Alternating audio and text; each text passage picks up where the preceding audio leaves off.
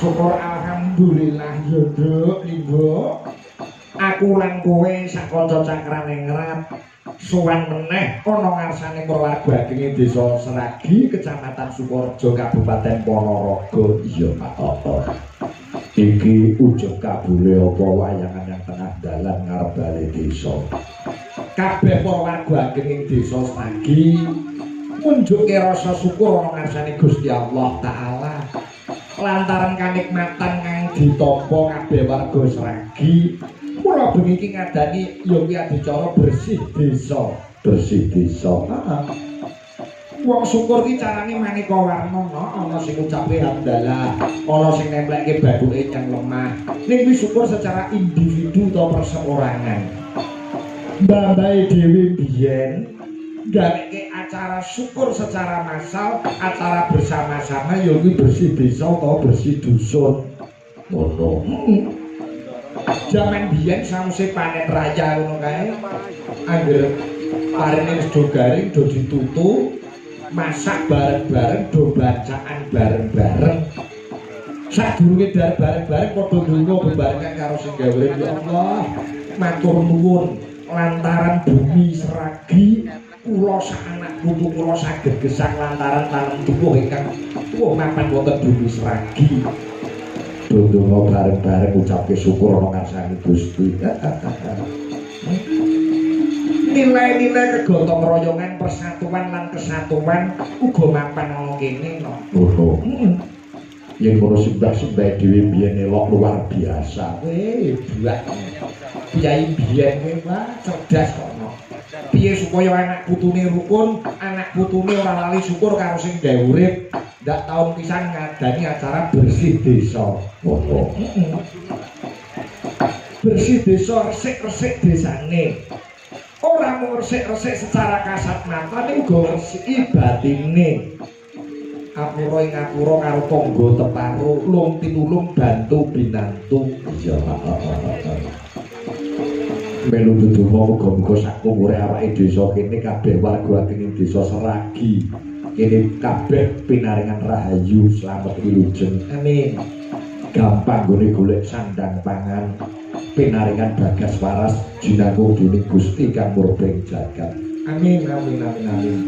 Hasbunallah wa ni'mal wakil.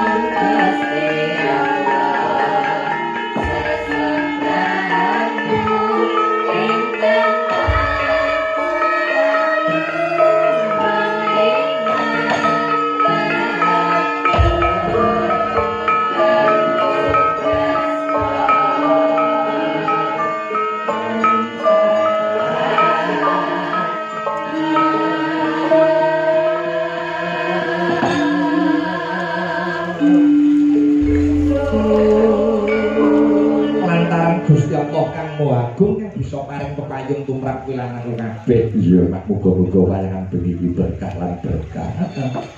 Mergo Udakara wis 5 taun kene iki ora ngadani bersih desa. Oh. Iki mengeti 352 tahun desa Sragi. Matur nuwun panjenenganipun Bapak Kades, panjenenganipun Mbah Lurah, Mbah Kateni, sembah nuwun. Sadaya para perangkat desa Sragi. Iya ya matur nuwun ya. Wong wayangan bengi iki ora jarak, ora sengaja, Mbah Eko iki jagongan karo Mbah iki. Ya piye iki? Mbah Lurah layangan. Akhire dadi ngono. Rasakaken ropat rapat ayo terus dadi. Sembah nuwun dumateng Mbah Eko Agus Supriyadi PT Sela Kencana. Sembah nuwun Ibu Mujiatin, ayo yang sudah menjadi donatur. Matur nuwun. Donature go sembah nuwun dumateng UD Barokah Mulia, Bu Haja Ibu Mas Roro, Bapak ABC, Bapak Haji Mulyono.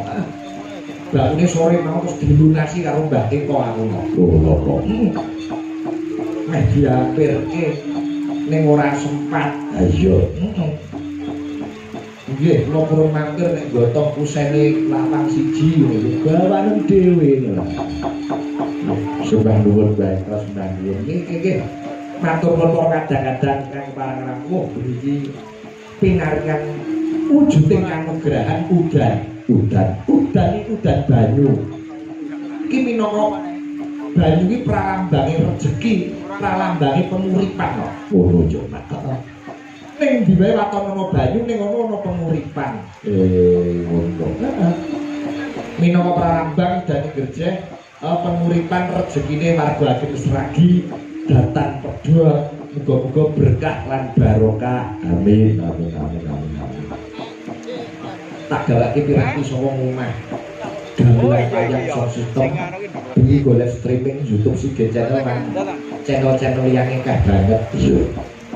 Posindene komplit kok ning omah dolan kegiatan kok. Sapa wae Cikruk Patmo 6789. Songo minangka pralambang yen pengen ayam tentrem uripe kudu iso nutupi baban dawa songo. Lah sing dadi songo iki berarti golongan-golongan baban. Tak kon pilih dhewe golongan sing ndi. Iya. Malam hari ini juga bertebaran bintang tamu. Nah, iku seneng nek mayang ana bintang tamu iki. Nyambut gawe iki kaya enteng. Ana Mas Gareng Tralala. Mbak Tatin, sak Mbak Yuni, Mbak Lucy, sesuai kayak dulur kembar itu juga Tatin karo Mbak Lucy. Laito kuyengan. Iki najan to Ginanjar wujude udan ora dadi sabab, Nyenengke kok malah. Coba Mas Gareng Trinili Tralala. Gede kok nek cilik dilah. Iya, Mas. Gareng tekan ngendi-ngendi. Gareng kondak lho elek. Kuwi sosok kowe Gareng. Yo Mas Gareng. Sing tak senengi anggere WA Gareng iki mesti maksulane apik. Iya. Halo Mas Gareng Tralala. Maksulane dhekne yo kober-kobere nulis dawa. Terima kasih telah menghubungi Gatra Group. Silakan beritahu apa yang ada kami bantu. Info job Yajat WA DP H-7 lunasan H-1. Kok iso kober-kobere nulis? Kuwi otomatis. Coba Mas Gareng diaturi muka kene. Ditumpake perahu layar. Ya, coba kaya apa dadah.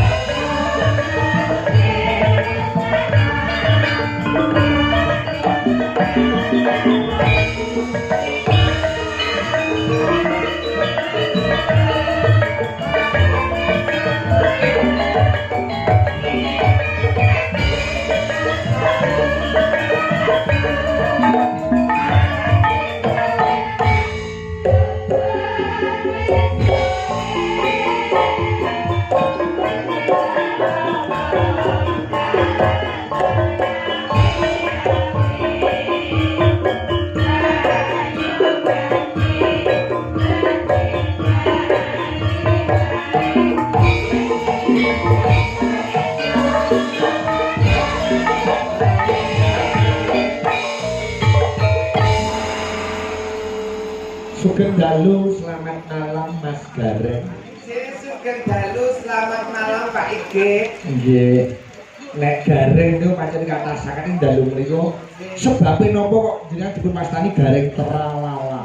Nggih, menika namung anggenipun maringi pepenger saking tiyang sepuh Tralala menika. Oh, enten tegese? Mboten wonten. Mboten enten. Ikut diapur pun Pak. Sing penting beda karo kancane. Si leres garenge pancen akeh kok. Oh nggih. Biak suket mawon metu garenge. Nggih leres. Nggih, niki sing sowan dalu niki Gareng Tralala. Oh nggih.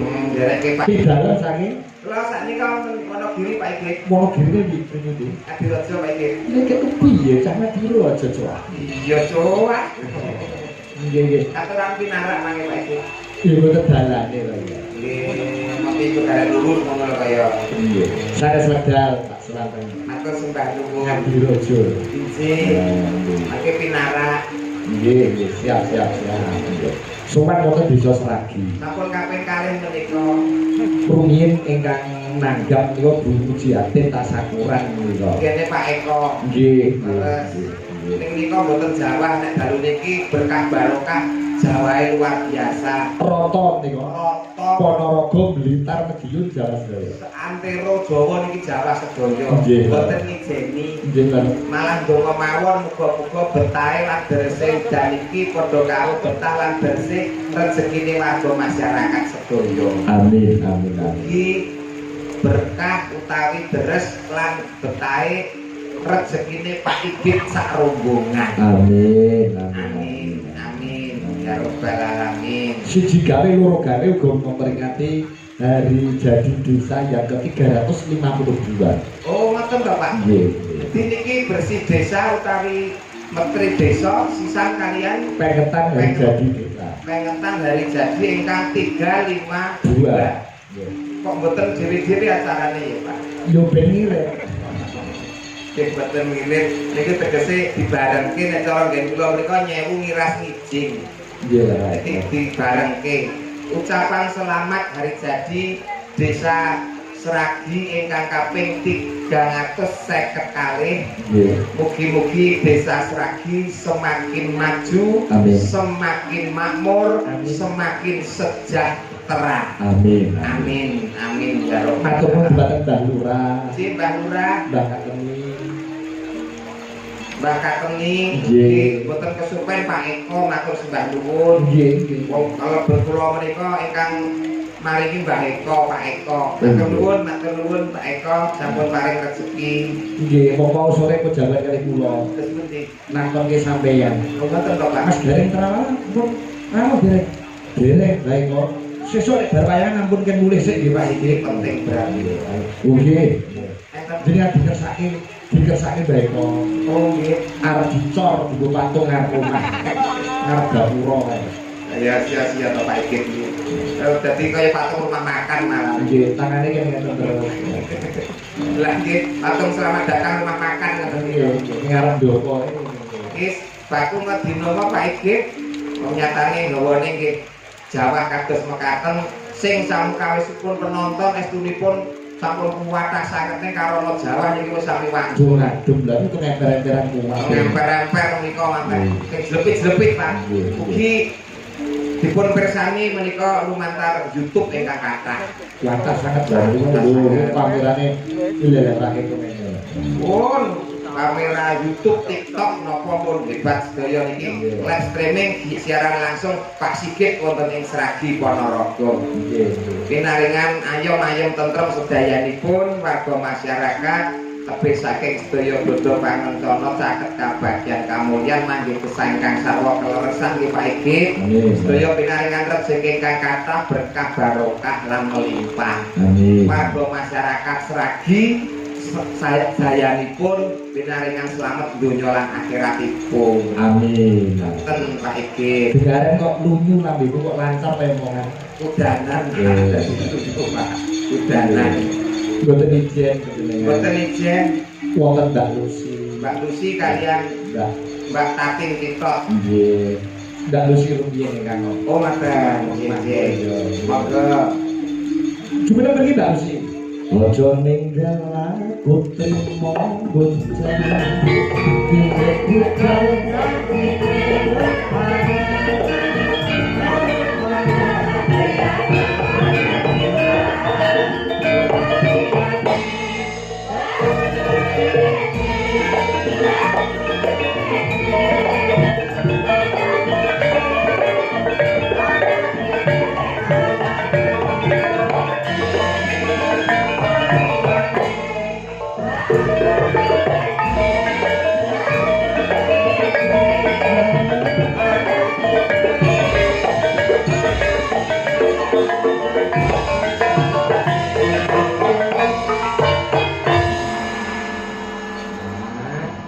Sugeng dalu Mbak Lucy Brahman.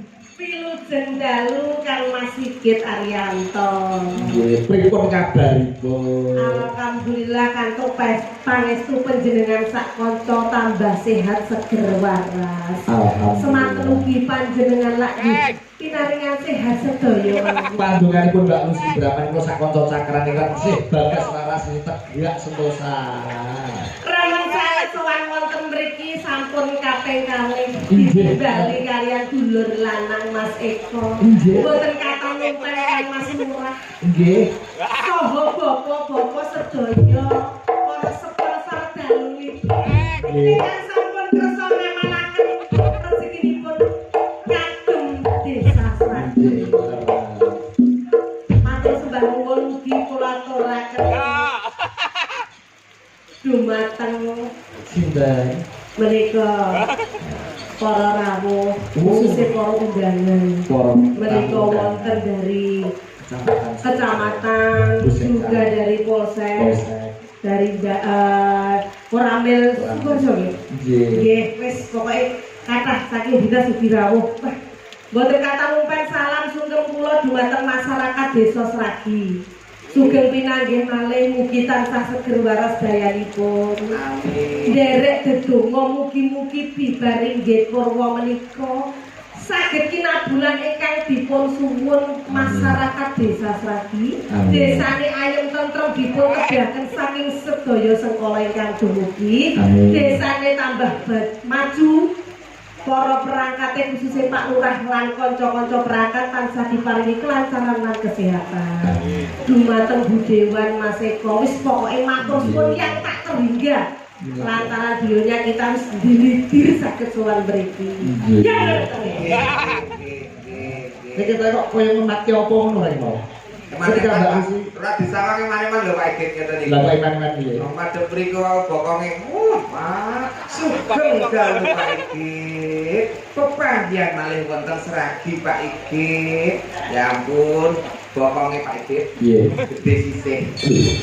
Kok kowe ngarani Mbak Lucy cacat berarti? Betul cacat. Kok mau gede sisih? Kok nek gede sisih ki cacat. Cacat. Jenenge kok kudune bapak timbang. Iki motone padha kabeh, ora kok gede sisih. Kok menawa dianu mbok ngoco, wong ki lek arep awak ki ya ngoco. Herbane ning omah ki kaya ngopo? Padha-padha wedi kowe. Didelok ning YouTube wedi kowe. Bojomu gedine ya sak cakruk. Iya ya. Bojone garek gede, Mbak. Alah. Jenengan riko lho mboten percaya. Nggih. Assalamualaikum kakak-kakak ta. Heeh. Mas gareng wonten jero iki blasteran. Heeh. Ngene mlakune. Piye mawon? Plok. Ngono kuwi. Kok ana oplok-oplok apa ono sing ngeplok dhewe.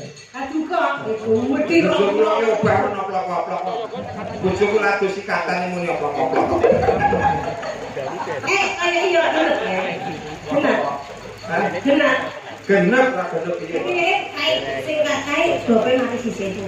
Ora tak tambahke tak benake. Ora nek bojo kok dok mati sisih, ngarani bojoku PC ngono to. Bojone Mas Gareng iki piye nyebrap ya. Lho, pas iki sing wis Aku rono. Kuwi bojone Mas Gareng piye le nyambut tamu iki. Mesem terus. Mas Gareng wonten nggih mesem aku rono. Pak iki lho saksine. Guyu, bojomu ki guyu terus Gendeng Pak. Amin. Amin. Guyu ae. Apa nonton tenan. Sebenarnya wedi karo bojone. Lah Pak Apa kuwi? Dagelan wedi karo bojone. bojoku nek nesu mekrok lho Pak. Apa nih? Oke lemune kok pendak dino kok ganti dempel kok anggere mlebu omah nglawangi sesak kok Pak. Dalu niki sing rawon niku luar biasa pokok niku youtuber dari manapun ada, baik dari Facebook, TikTok, YouTube, elok apa lewat media massa. Jadi ngeten Pak Igit, nadyanto wonten lokasi kahanane Jawa sing nonton boten kados wingi, ning ingkang wonten YouTube menika melimpah penonton Pak. Tegese warga masyarakat Sragi ugi memberikan yang namanya hiburan untuk yang di luar sana melalui channel YouTube, TikTok dan lain-lain. Nggih, kan wonten Sige channel kan sudah 2.400. Loh, 2.400. Itu dari Sige channel dari channel Mbak Lucy. Channel Lucy itu ya. Itu 7.000. Susuk telu. Niki kagem warga masyarakat Sragi. Nggih pambuka niku teng mriki remenane sing nyemek-nyemek riyen. Leres napa? Udan-udane. Wong jenengan ikan paderan mriki wong cilikane sampeyan nyemek mriki. Nggih cilikan kula teng mriki tapi nggih sak jog jumlah kula nembe ditanggap mriki. Sawanane kula remen sanget saged sowan para pemuda Sragi niku wonten Pak Lek kula nggih wonten Pak Leke sapa iki jenenge Mas Eko. SD-ne teng mriki ya. Boten. Iki kula SMA. SMA. Nggih, numpang teng mriki. Pas ayu-ayune. Kok kenapa body wis sakit cilike ketendangane wis kulean iki. Masih saiki kula niku nggih langsing lho sak saya. Semono ki langsing. Lah. Lah bobote sampeyan niku pinten to, Mbak? Jenengan iki piye to? Kok iso rumasane aku semene lemunge ku bobot kuwi 45 kok. Lah. Ngene kleru nek aku lemu kuwi 45. 45. 45 ini bagian tengen, bagian kiwa nggih 45. Kabeh ora catet aku duaden to Pak iki. Tak kira 45 badule cok. 45 sikile. Sikile. Badule niku 72. Wah, Niki diaturke sing napa riyen? Mari bawa riyen. nggih, ayo bawa riyen, Mbak. Lah iya, digandrung dipanan kok kaya ngene trak. Kaya wujute kaya ngene. Baru jejer aku mbek Mbak Tati tak uyang wiwit kok. Kok kaya tanggapan nyanting anak cuwi. Tengetan gowedi kula gede. Betul mriku lho Pak Igit. Mriku Mbak Tatin, mriku Mbak Lucy, kula teng tengah. Nyemil. Wis kaya nonton wayang melu mboke Pak. Nggih, sudah ngono kuwi dirawi Pak Isnani SPD anggota DPRD fraksi Nasdem. Matur nuwun Pak Is. Nika Dewan nggih. Dewan, terima kasih rawuhipun. Jadi niki lho, seorang wakil rakyat yang benar-benar menyatu dengan masyarakat. Jadi eling budaya saka masyarakat, sedaya juga untuk masyarakat. Seperti ini mengambil banyak beliau-beliau. Jadi masyarakatnya duwe gaya apa, syukuran apa, tetap beliau menyempatkan diri untuk rawuh. Zaman kula sik sekolah masih gitu, mriki banjir setiap hari banjir dan jalannya itu luar biasa. Berkat dewan-dewan berasal dari Sragi terutama Bu Eko dan beliau Pak Isnani Sudoyo niku wah jalannya mulus. Alhamdulillah. Mulus setiap tahun pasti banjir. Nggih, Mbak Lurah nggih ubet to. Mbak Lurah yo Cek. Asmane Mbak Lurah yo. Sapa no? Mbak Sopo. Mbak Kateni. Mas Ngatemi. Oh, Pak Katemi. Apa tegese Katemi nggih ta? Tegese no. Katemi. Katemi yo sapa kata karo wi. Iya, kata karo wi apa sih? Karep lan tekade mung sawiji arep makmurke masyarakate. Tegese hidupnya didedikasikan untuk membangun masyarakatnya. Kiai lembah mana terus? Tekan sakmene tesih mengabdikan diri untuk masyarakatnya. Jadi ora ana kesele, ora ana libure. Niteni apa sing dadi gawe para leluhur, dadi wong urip kudu iso migunani kaya panjenengane Pak Kateni. Jadi kita awur ngene Pak. Lusi Brahman artinya. Lusi kuwi sapi, Brahman kuwi gede. Ngene kok sapi. Sapi kok jenenge musi kok. Kaya jenenge yo api-api oh. Nggih Pak kowe. Gareng, gareng sigar. Gareng yo wis kaya inde bladar. Tugasnya kepanasan dipet aja itu gareng iki malah sing apik. Baisane Gareng nolo wi gareng nolo ki ati wi gareng ki resik dadi gareng ki resik atine ora tau neko-neko.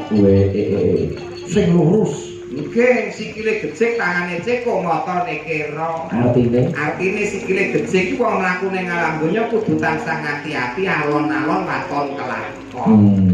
Tangane ceko aja demen milik dabek ing liyan. Aja seneng colong jupuk, aja seneng neko-neko tumindak sing ala, tangane kanggo sing ora bener. Moto kero nek memandang fokus satu tujuan supaya nek istiqomah tumaknina segera tercapai apa yang menjadi cita-citanya. Oh, awake dhewe di apik-apik gareng. Asline sapa tuh Mas Ismane? Kuwi kita lahir cenger saka waktu ra dijeneng. Nggih duwe, Mas. Sapa? Wong gareng pralalan nama panggung, Pak. Nama asline Dion. Dion. Ora percaya sudah sih. Ngadiono, Pak. Ora percaya. Dion. Ngadiono. Diono apa Mas? Ngane ilang one ilang karo Dion. Dion ngono ya. Kaya tanggoku wae. Sampai sama sinten? Mila Kartika. Dudu asli jenenge Dumila. Ngadiono ki ngarep-ngarep di tansah ngupati ana. Ono kuwi yo ora ning ana apa-apa. Iki ra ngerti gayane Ngadiono tapi masih kaya ngene iki kathah rezekine. Luar biasa Kiai ikhlas ora kaya Mas Gareng Prawala. Saking ikhlase bojone dituwa barang diweke. Pak, lagune napa Pak iki? Pak. Gosek ta. Kuwi rekor lho wong lanang ora kenal didoyo ora sampean Kok rawuh. ikhlasan ora ngono kuwi. Estu niki nyambut damel apa bro kagem garwane. Kula niku seksine. Berarti padha karo aku kowe ta. Nggih. Oh, kula iki duit ra seneng kok, Pak. Kenane? Nggih. Kok iso ngomong nek bojoku pangan wong senengane. Lah piye to? Lah kaya ora. Lah iya seben to ya. Pilihane ngono kok. Malah enteng wong lanang kanthi bojo malah enteng kok. Beban hidupe berkurang iki Pak Iki. Aduh. Ngono kok. Kanthi bojo ora masalah. Lah terus enak ngono piye? Tuku. Sing ngono iki luwe. Luwe tuku sego. Ngono maksude. Udah kuning gak sih nopo? Udah kuning barani. Nopo?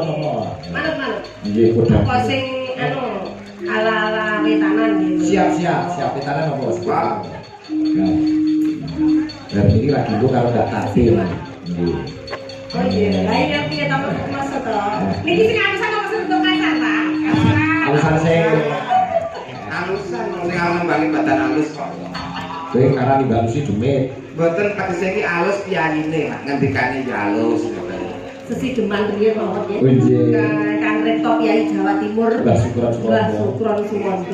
Remenane Kiai Ponorogo. Nggih. Pinten?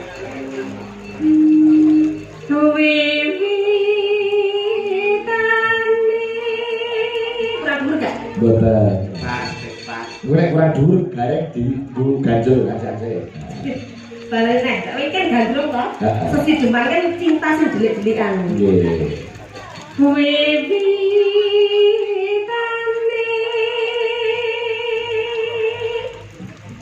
anderek santeke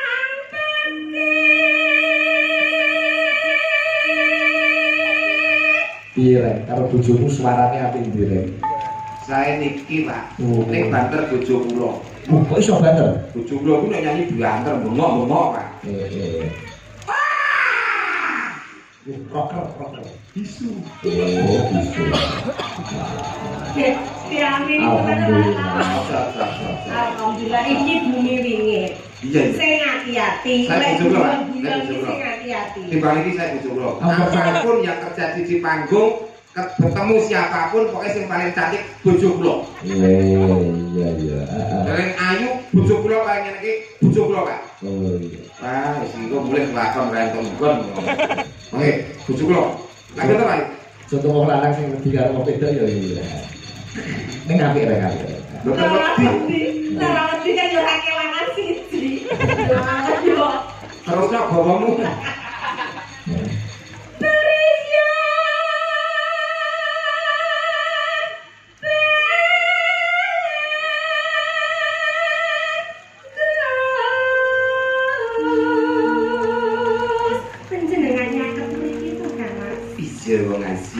Dan mboten pinanggih kados pundi. Kapan rasane atiku wong asu? Kok aku kok sing mesra kok gak iso. Kuwi level lho iki. Jadi nek saya iki ayu. Ayu biasa ya iya. Iki aku azu.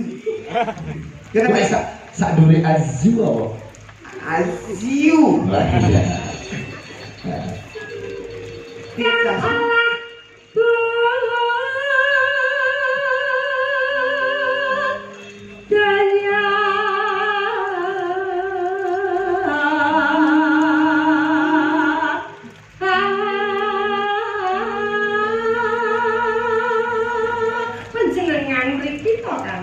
Iya, wis cedak banget iki apa kurang cedak ta sih? Kados pundi to penggawe panjenengan iku? Kula rina kelawan wengi niku tansah mboten panjenengan. Tenang kuwi. Aku arep dahar iki sing katon piring yo rupane. Kok karo wong lanang rupak-rupake. Lho kuwi yo basa Pasuryanmu. Pasuryan panjenengan. Berarti gede tresnamu. Estu Kang Mas. Kuwi nek makem. Kula lek dalu badhe babuk niku wonten bantal niku ketok gambar panjenengan. Sangkik cintamu ning aku. Terus mekati. Kula niku mlampah sak mlampah wonten dalan niku nggih ketawis pasuryan panjenengan lho Kang Mas. Katon-katonen mergo tresno. Kula niki lek enjing niku weteng kula mules. Kula mlebet wonten ing kamar mandi ningali kloset niku nggih wonten rupane panjenengan. Jadi saking tresnane. Saking tresnane wis Nganti ning kamar mandi ning kloset gitu. Tapi mosok kloset Pak ra iku, Pak? Ya ora, ya jroning kloset kuwi lho ya. Lho ini nyala kloset jare kaya raiku kene iki lho nek raiku kloset kono lha kek dodok ya tak jambak ngono. Saya pikiran nak pikir ya pikir. Iya, mosok rajane kloset lho Pak iki. Mbak Lucy ora iso dijambak. Lah nyapa ora iso dijambak? Sorene nak. Ya liyane ya bisa kek iso ta ya. Wong ana kok tibane kloset. Apa sorene tak sembuh itu. Iki omong apa lho? Ayo terus. Ayo. Di Kok kloset Sowan tereng. sowan menyang kutha Gadhe. Panjenengan persani mikono. Kok wonten lintang kalian rembulan. Panjenengan boten pengen Kok kena jahate mendung udan kok PC ripate. Iya. Iya. Lintang karo bulan kae. Nikol kan. Jenengan pendetak. Nikol. Nikol. Nanti kan jenengan tresno kalian kula. Terus sih. Terus. Kowe berarti Mbak Lucy modhian kowe. Tapi niki mesti lho lek kula rayu niku nyepelekke. Kalian kula niku sadake mboten tak srek. Oh. Lah iso romantis. Kowe karo wedok rasa romantis ora? Sebenarnya. Yo ora duwe jiwa romantis. Nek apa mana? Amin. Ora. Wong sing presentasine yo gorin gawe tok kaya.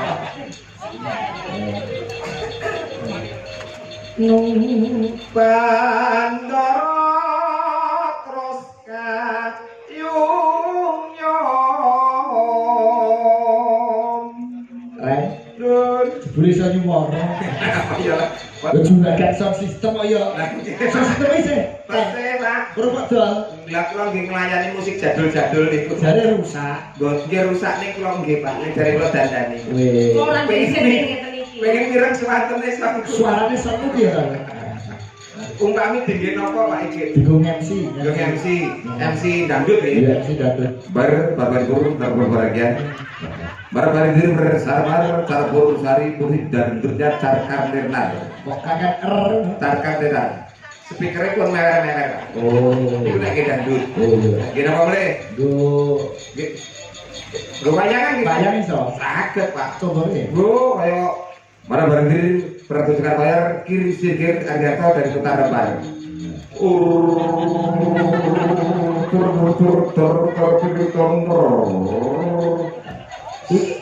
Layak kok murah payu. Payu Pak. Sing nganggap sapa? Gue RT. GRT. Perkumpulan RT. Liyane. Nggih bawa tadi nggih penak Pak. Piye to? Piye contone?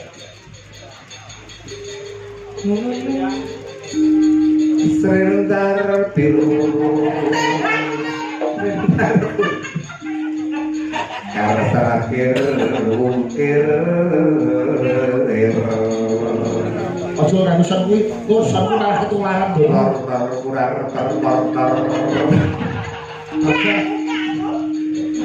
Kan desa niki mau lho Pak sing apik Pak. Kan desane Pak Igit iki lho. Lha jenis kok ijo. Nek Pak Sigit piye soal Pak Sigit? Soale Pak Igit elok.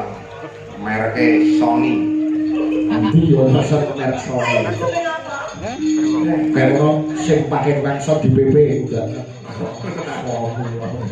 Kan desane Pak Igit nggih. Nggih. Swara kurang permono. Sanmu. Ora itu Ojo, tak obrol sama ning Sanmu karo Pak Sigit penak sanmu. Soalnya ada payu, gue turnamen. Neng wasis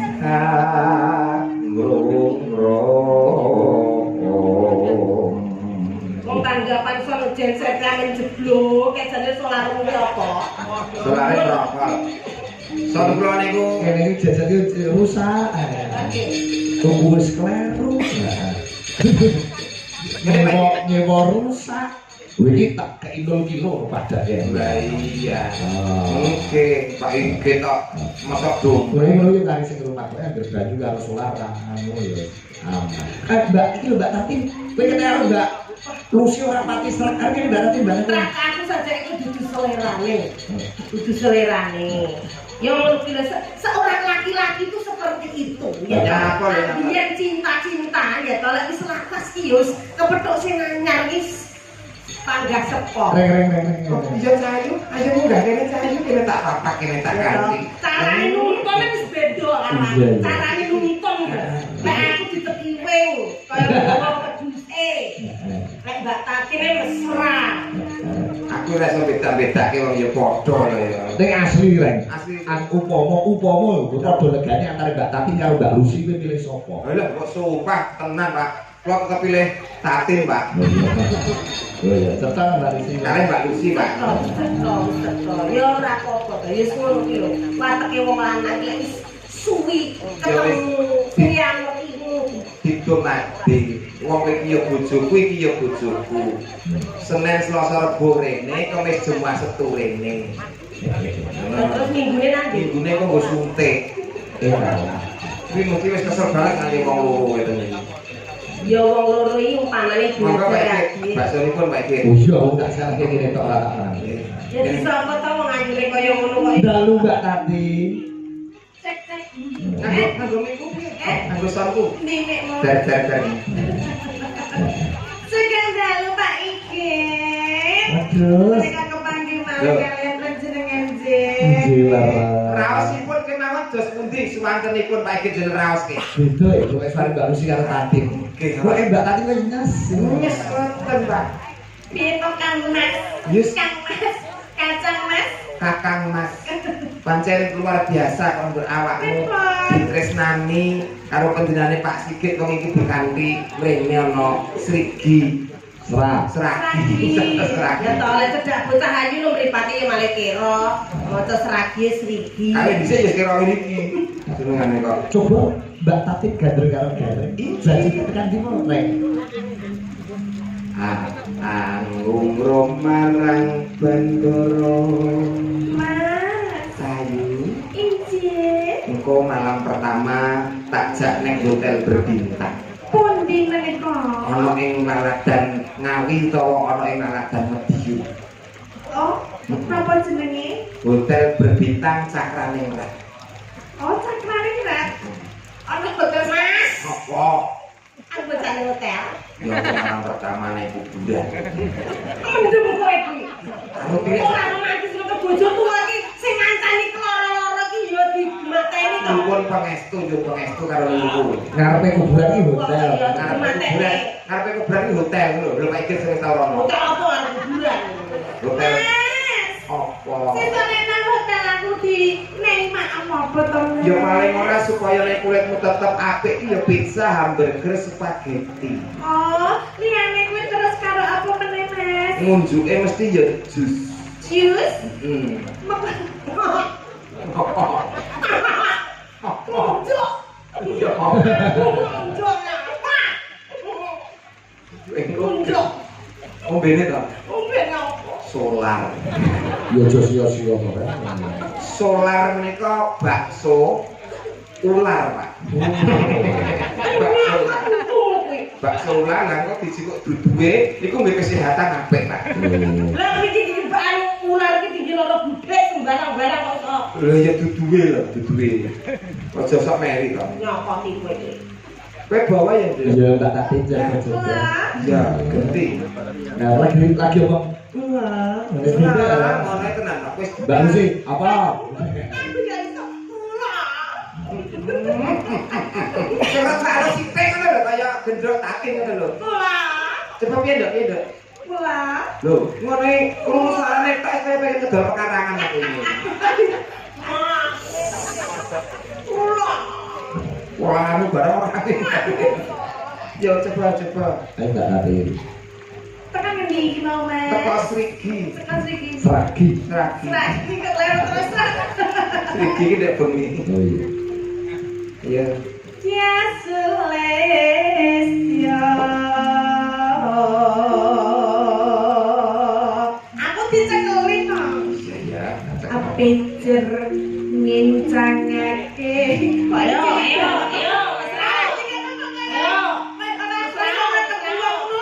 Wis anggapan aku gede dhuwur ngono lho. Derek langkung Pak Igi. Berarti tidak pundi Mas Gareng. Badhe dateng anu kantor kelurahan Sragi, Pak. Berarti apa? Niki anu keke bulurah. Ini nek mawon karo Mbak Tati, nek mawon karo Mbak Lucy. Derek langkung Pak Igi. Berarti tidak pundi Mas Gareng. Sing ngawin ke jarang iki. Oh, sembrono. Ya ta.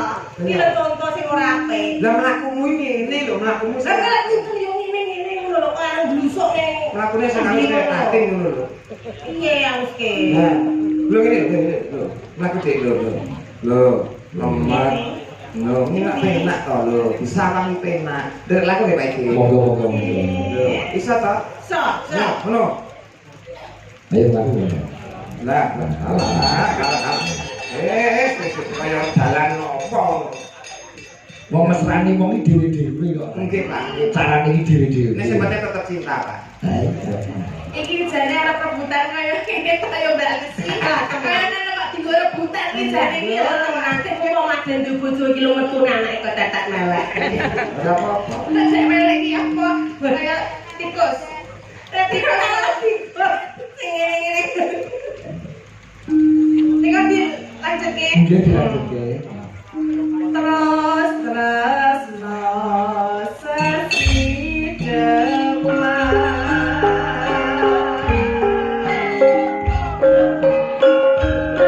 Mangga Mas.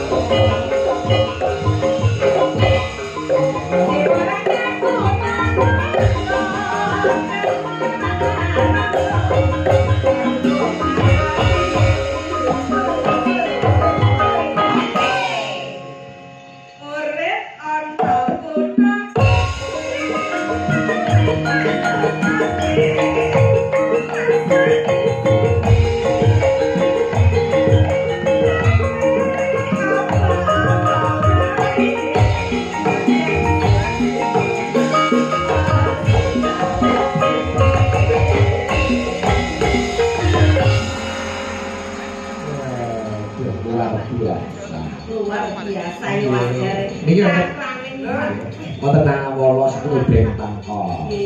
Terus Pak Sigit nyuwun we fragmen Sri Tanjung. We enten Mas Garing Pralot tak tindak lusi. Nggih. Matur nuwun saking sing mbau reksa bali Cakruk Sragi. Nggih. Lebih mani saking Pak Isnani SPD dan saking Nasdem. Salam kagem perangkat desa Sragi, masyarakat Sragi, seluruh penonton yang hadir. Mugi-mugi ini pun bersih desa tak samping angin itu sayang Allah.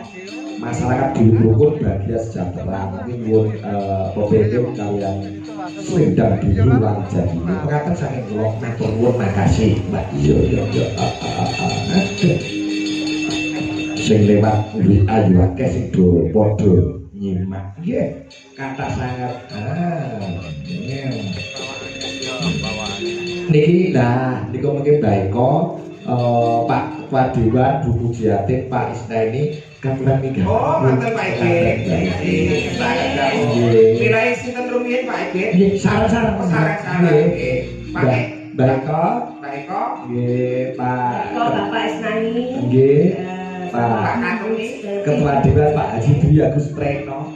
Duku Jiatin. Monggo-monggo sareng minggah panggung mriki monggo. Monggo Bapak.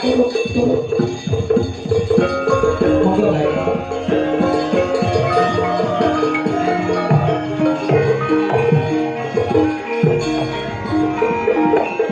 Monggo Bapak.